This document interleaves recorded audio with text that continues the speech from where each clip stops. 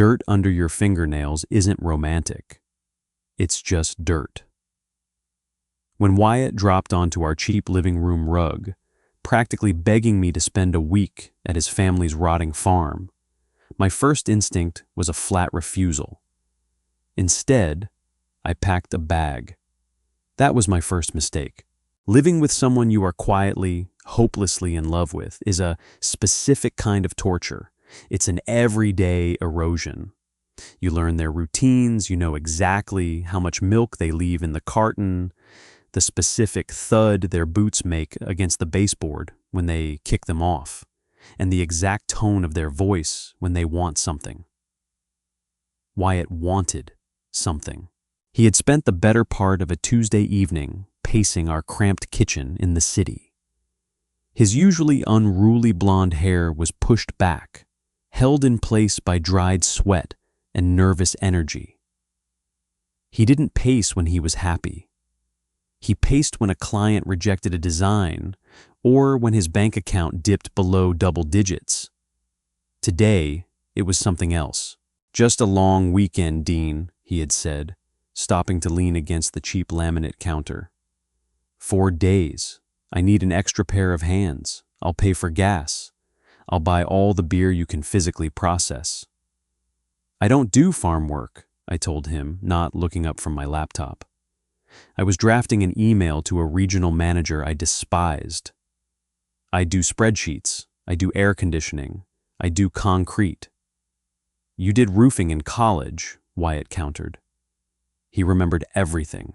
It was infuriating. For one summer, because I was broke, and I complained the entire time. "Please," he dropped his voice. It wasn't a whine. It was a heavy, grounded sound that made the back of my neck prickle. "I have this project out in the old barn. My grandfather left me the property, and if I don't get this specific thing cleared out and fixed up before the county inspector comes on Monday, they're going to fine me into oblivion. I can't do it alone." I finally looked at him. He looked exhausted. The bags under his eyes were dark, a sharp contrast to the pale blue of his irises. "4 days," I said. His shoulders dropped a solid 2 inches. "4 days, I promise. There's a surprise in it for you, too. Something good." I didn't care about a surprise. I cared about the fact that he looked like he was barely holding it together, and I possessed the pathetic, hardwired inability to tell him no. We left on a Thursday morning before the sun bothered to show up. Wyatt drove his beat-up Ford, a truck that smelled permanently of stale coffee and wet dog, despite him never owning a dog. The heater only worked on one side. The radio faded in and out of static. I sat in the passenger seat, watching the city skyline shrink in the side mirror, replaced by the sprawling, monotonous gray of the interstate. "You're quiet," Wyatt noted around hour 3. His hands rested at 10 and 2 on the cracked leather steering wheel. He tapped his left thumb in time with whatever faint rock song was bleeding through the static. "I'm mourning my weekend," I said dryly. "I had plans with my couch. We were going to watch terrible documentaries and eat takeout. Now I'm going to get a tetanus infection." Wyatt laughed. It was a short, breathy sound. "I packed the first aid kit. You'll survive." We stopped for gas somewhere in the middle of a sprawling agricultural dead zone. The air outside the truck was thick and humid, smelling of manure and hot asphalt. I bought us 2 black coffees that tasted like battery acid and a pack of generic ibuprofen. When I walked back to the truck, Wyatt was leaning against the tailgate, staring out at the horizon. The wind caught his t-shirt, pressing it flat against his chest. I stopped walking for a fraction of a second, just long enough to be an idiot. Then I kept moving, shoving a paper cup into his hand. "Drink. We have 2 hours left," I said. "It's weird," Wyatt murmured, wrapping his hands around the cheap cup. He wasn't looking at me. He was looking at the flat line of the fields. Going back, I haven't been to this property since I was 18, since the funeral. "Why now?" I asked. He took a slow sip of the terrible coffee. He swallowed, his Adam's apple bobbing. "Because it's time. Because I can't leave it rotting forever. Because of the project." He wouldn't elaborate on the project. Every time I asked, he deflected with a joke or turned the radio up to mask his silence. It annoyed me, but I didn't push. Pushing meant crossing the invisible line we had carefully drawn down the center of our friendship. On one side was comfortable banter, shared rent, and mutual complaining. On the other side was whatever the hell I felt when he walked out of the shower with a towel around his waist. I stayed on my side. It was safer. We hit the dirt road leading to the farm just as the afternoon sun began to blister. Dust plumed behind the truck in thick, choking clouds. The property sat at the end of a 2-mile private driveway that hadn't seen gravel in a decade. When the farmhouse finally came into view, I let out a low whistle. "You weren't kidding," I said. "It was a disaster." The main house sagged on its foundation like an old man giving up on his posture. The white paint had flaked away, leaving gray, weathered wood exposed to the elements. The porch roof dipped dangerously in the center. Off to the right, sitting about 50 yards away, was the barn. It was massive, imposing, and somehow in worse shape than the house. The roof was rusted corrugated metal, and the massive sliding wooden doors were shut tight, secured by a heavy, rusted padlock. Wyatt cut the engine. The sudden silence in the cab was deafening, broken only by the ticking of the cooling engine. He didn't move to get out. His hands gripped the steering wheel tight enough that his knuckles turned white. I watched him swallow hard. "Hey," I said. My voice sounded too loud. I lowered it. "We're just clearing out some trash. It's not a big deal." He looked at me. His eyes were wide, a sudden vulnerability flashing through them that made my chest tighten. "Yeah," he breathed out. "Just clearing out some trash." He grabbed his duffel bag and shoved his door open. I grabbed mine and followed him into the suffocating afternoon heat. The inside of the house was a time capsule of dust and neglect. Floral wallpaper peeled at the corners of the living room. The furniture was draped in heavy canvas sheets, turning the armchairs and sofa into pale, lumpy ghosts. The air was stale, smelling of old paper and dry rot. "Don't breathe too deeply," Wyatt called out from the kitchen. "Pretty sure the dust mites here have their own zip code." I dropped my bag at the foot of the narrow wooden staircase. "Where are we sleeping?" "Upstairs, 2 bedrooms. Beds are probably stripped, but I brought sleeping bags." He walked out of the kitchen, holding 2 bottles of water he must have brought in his bag. He tossed me one. "Drink up. We're not unpacking. We're starting." "Now?" I looked at my watch. It was past 3 in the afternoon. "I haven't even stretched." "City boy," Wyatt mocked, though the teasing lacked its usual bite. He was tense.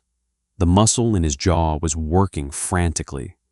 "Come on, grab those work gloves from the back of the truck." 20 minutes later, we were standing in front of the massive barn. Up close, the scale of the rot was worse.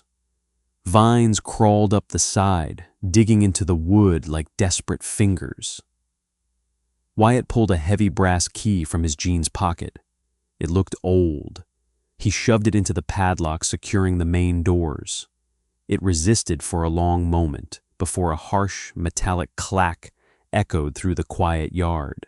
He pulled the lock free, hooked his fingers into the grooved handles of the heavy sliding doors, and pulled. The hinges screamed. A wave of trapped air rushed out to meet us, carrying the heavy scent of dry hay, motor oil, and animal decay. I coughed, waving my hand in front of my face. Sunlight sliced into the gloom, revealing a massive, cavernous space. The front half of the barn was a junkyard. Rusted tractor parts, stacks of rotting timber, old tires, and shattered wooden crates were piled haphazardly, reaching almost to the loft, but it was the back half that caught my attention. About 40 feet in, a massive canvas tarp had been hung from the rafters, dropping all the way to the dirt floor. It completely walled off the rear section of the barn. It was tied down with thick ropes staked into the dirt. "What's behind the curtain?" I asked, pointing a gloved finger. Wyatt stepped in front of me, subtly blocking my view. "The surprise, you don't get to look yet." "I'm an adult, Wyatt. I can handle a surprise. Not this one." His tone was sharp, sharper than he usually ever aimed at me. He caught himself, his shoulders dropping. "Sorry, just don't go back there. The roof is unstable in the back, and I need this front section cleared out by tomorrow night, so the inspector can walk through the main doors without breaking an ankle." "Clear all this out?" I looked at the mountain of metal and rotting wood. "By tomorrow night? Are you out of your mind? That's a 4-man job." "We're going to work fast," he said, turning his back to me and grabbing a heavy, rusted axle from the dirt. "Grab the other end." We worked. We worked until my arms felt like they were filled with wet cement.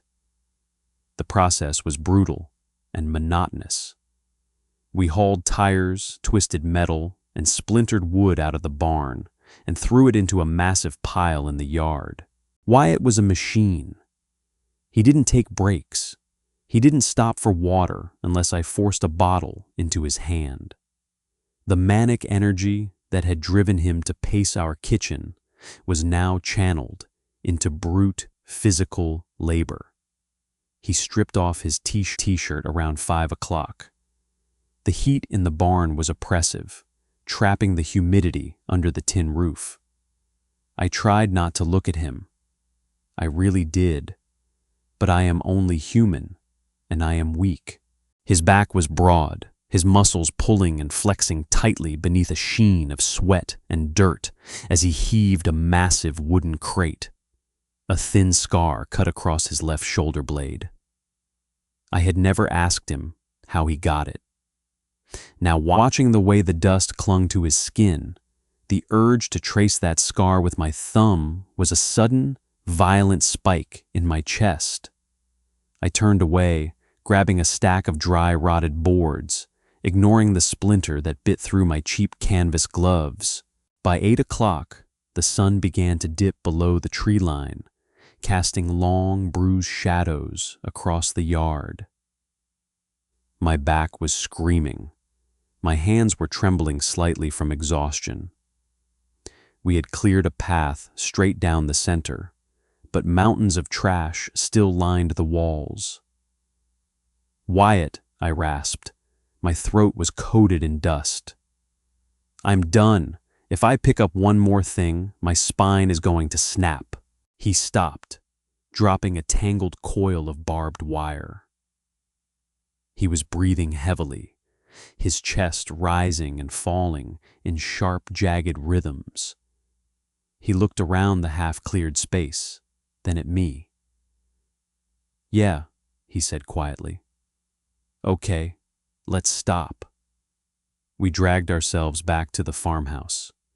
We took turns washing up at the kitchen sink, using cold water from a rusted pump and a bar of cheap soap to scrub the worst of the grime away.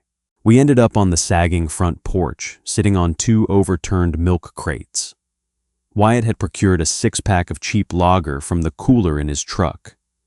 He handed me a can. It was freezing cold. It felt like salvation.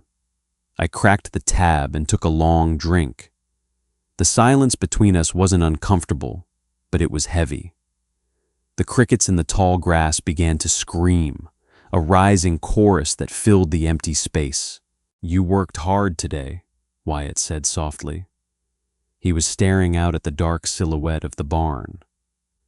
"I'm billing you," I replied, rolling the cold aluminum can across my forehead. "My hourly rate just tripled," he chuckled.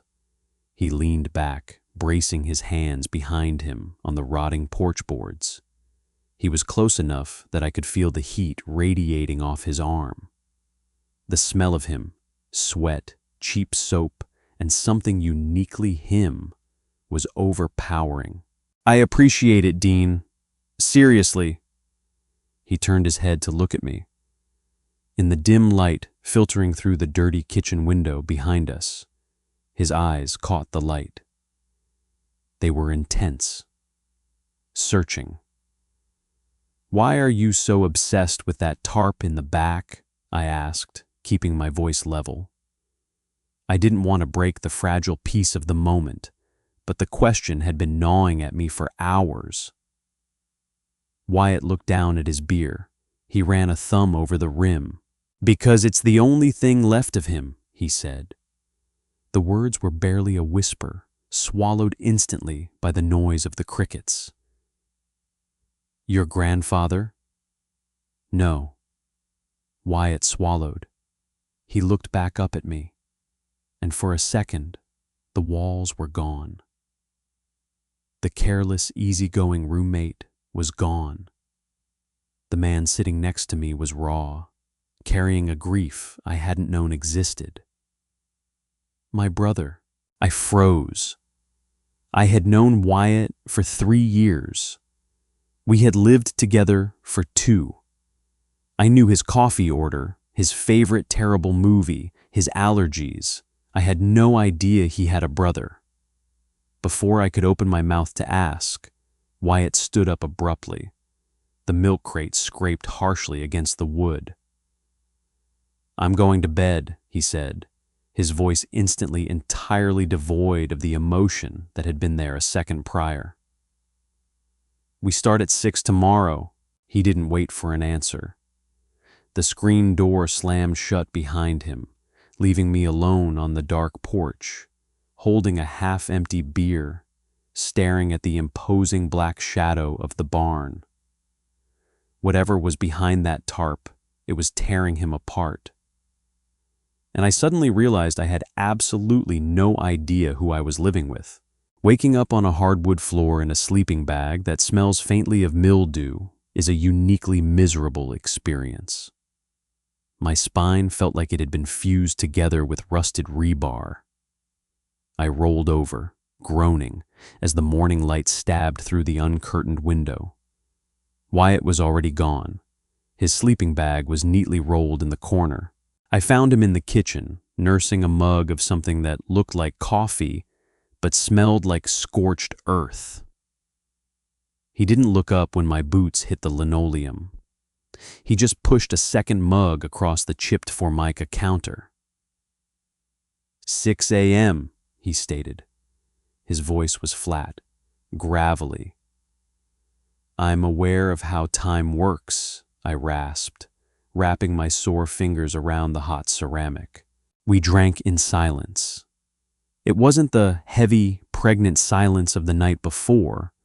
It was brittle. One wrong word, and the whole morning would shatter. He wore the same jeans from yesterday, dirt ground into the knees, and a faded gray t-shirt. He looked exhausted, yet tightly wound, like a coiled spring ready to snap. By 6:30, we were back in the suffocating heat of the barn. The work was worse today. My muscles, already fatigued, screamed in protest with every sheet of corrugated metal and rotting plank I dragged to the yard. The pile outside was growing into a small mountain. Inside, the space was finally starting to look like a barn again, rather than a landfill. But the tarp remained. A massive gray canvas wall separating the front of the barn from whatever secret he was keeping. By noon, the temperature inside the barn hit 90 degrees. The air was thick with kicked-up dust, sticking to the sweat rolling down my neck. I was dragging a heavy, waterlogged tractor tire toward the open doors when my grip slipped. The tire hit the dirt with a heavy thud, splashing a cloud of gray dust over my boots. I stopped. I dropped my head, hands on my knees, trying to pull oxygen into my burning lungs. "Keep moving, Dean," Wyatt called out from somewhere near the back.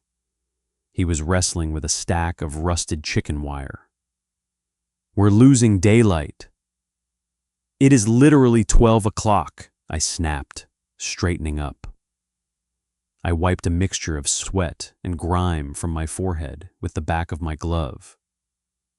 "And I'm not moving another inch until you talk to me." Wyatt froze. He slowly lowered the chicken wire. When he turned to face me, his eyes were hard. "There's nothing to talk about. We have a deadline. You dropped a dead brother on me last night, Wyatt," I said, my voice rising, echoing off the tin roof. "I've lived with you for 2 years. We've shared rent, we've shared meals. You know my entire pathetic dating history, and you never once mentioned a brother. You don't get to just put that back in the box." He took a step toward me. His jaw was clenched so tight I thought his teeth might crack. "It's none of your business. I am currently bleeding through my left glove for your county inspector deadline," I shot back, taking a step to meet him. "It became my business the second you dragged me out to this rotting hellhole." Wyatt closed the distance between us. He was a few inches taller than me, and right now he was using every bit of that height to intimidate. He stopped barely a foot away, his chest heaving. The smell of him, hot skin, sawdust, and blind panic was overwhelming. "His name was Luke," Wyatt said, his voice dropping into a dangerous low register. "He was 6 years older than me. He bought this farm when I was 12. He was going to fix it up, make it a working operation again."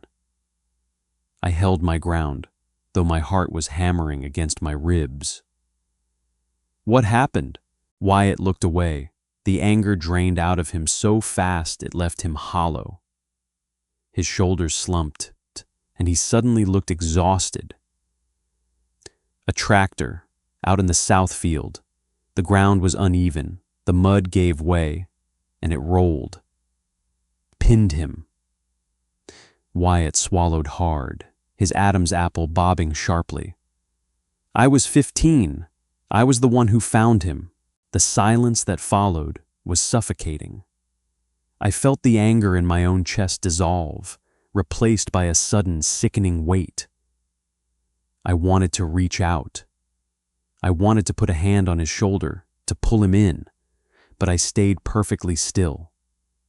I didn't know how to touch him without giving myself away. "Wyatt, The words tasted useless in my mouth. "I'm sorry." "Don't," he muttered, running a dirty hand through his hair. He walked away from me, moving toward the massive gray tarp at the back of the barn. "I couldn't come back here. After the funeral, my parents locked the place up. When they passed, it went to me.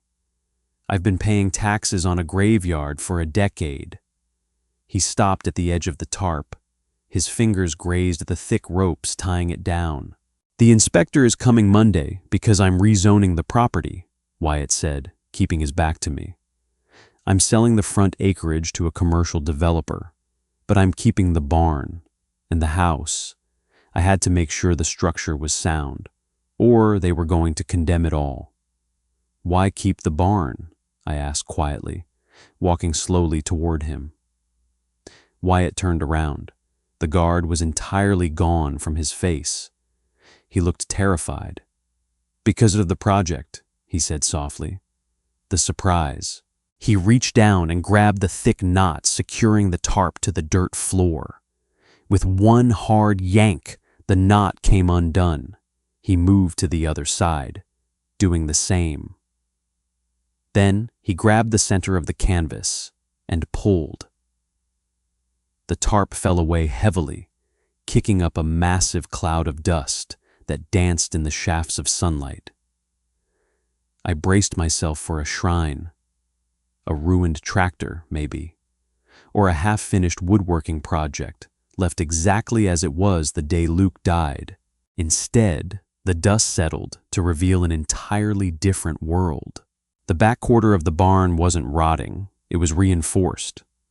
Clean, polished cedar beams had been bolted against the old structural supports.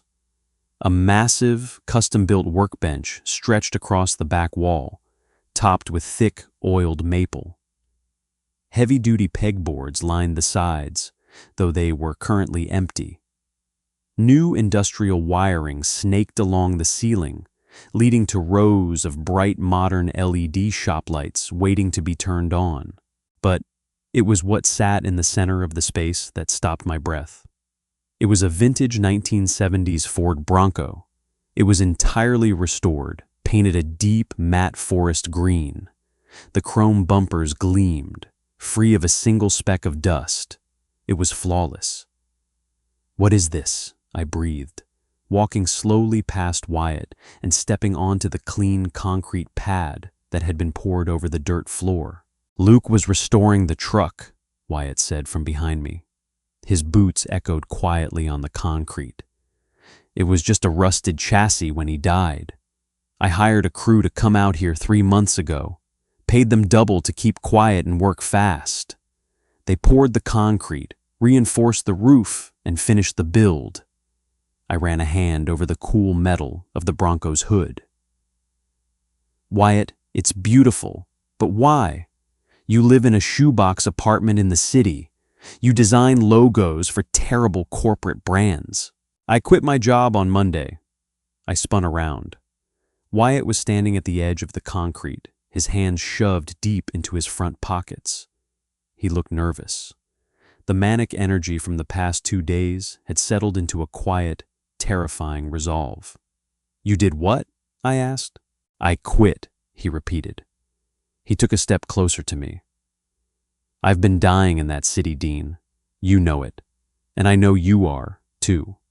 I hear you every night, typing on your laptop, complaining about spreadsheets and regional managers. You used to build things.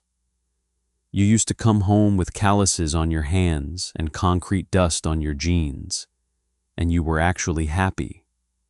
He gestured to the massive, beautiful workspace around us. "I'm keeping the barn," Wyatt said, his voice dropping, cracking slightly on the edges. "I'm starting a restoration business.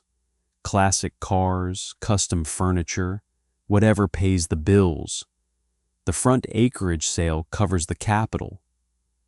I stared at him, my mind struggling to process the sheer scale of what he was saying. "Wyatt, you don't know how to do any of that." "No," he agreed, stepping right into my personal space. The scent of him was intoxicating. Sweat and cedar and pure, unadulterated fear. "But you do." I froze. My breath hitched in my throat. "You did the electrical layout for our apartment building when the super couldn't figure it out," Wyatt said, his eyes scanning my face, cataloging every micro-expression. "You know engines. You know wood. You know how to build."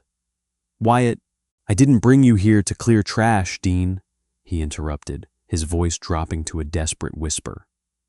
He pulled one hand out of his pocket and hesitantly, shaking slightly, reached out. His calloused fingers brushed against my jaw. A jolt of electricity shot straight down my spine. "I brought you here to ask you to stay," he breathed. I looked up into his pale blue eyes. The invisible line we had drawn down the center of our apartment was gone. He had completely obliterated it. "Are you asking me to be your business partner?" I asked. My voice trembled. I hated how weak it sounded. Wyatt's thumb traced the line of my jaw, wiping away a smear of dirt. His touch was incredibly gentle for a man whose hands were currently covered in blisters. "I'm asking you to be everything," Wyatt said. The cynical, sarcastic armor he wore every day was completely stripped away. "I'm in love with you, you idiot. I have been since you fixed the radiator in our living room in your underwear 2 years ago. I built this for you. For us. If you want it." I looked at the perfectly restored truck. I looked at the custom workbench, built exactly to my height. And then I looked at the man standing in front of me, covered in sweat and grime, offering me an entire life I hadn't dared to even dream about. Dirt under your fingernails isn't romantic. But the way Wyatt looked at me right then, like I was the only solid thing in a collapsing world, was, I didn't say anything. The cynical part of my brain had officially shut down. I reached up, grabbing this collar of his filthy t-shirt, and pulled him down to me. The kiss was messy. It tasted like salt, dust, and cheap coffee. It was desperate, fueled by 2 years of suppressed longing and the exhaustion of backbreaking labor.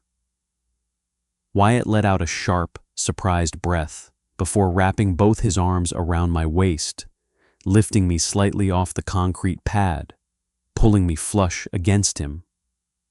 His hands were hard, grounding me, holding me tighter than I had ever been held. When we finally broke apart, we were both breathing heavily, leaning our foreheads against each other. "So," Wyatt whispered, a slow, cocky grin finally breaking across his dirt-streaked face. "Is that a yes to the partnership?" I laughed, a breathless, exhausted sound that felt entirely free. I looked over his shoulder at the sun spilling into the barn, lighting up the green hood of the truck. "Yeah," I said, pulling him back in. "But I'm picking the radio station on the drive back to get our stuff." If this story hit you right in the chest, do me a favor and hit that like button. Share it with someone who needs a reminder that the best things in life are worth getting your hands dirty for. Don't forget to subscribe and turn on notifications so you never miss a new story. Drop a comment below. Would you leave the city behind for a surprise like this? Let me know. See you in the next video.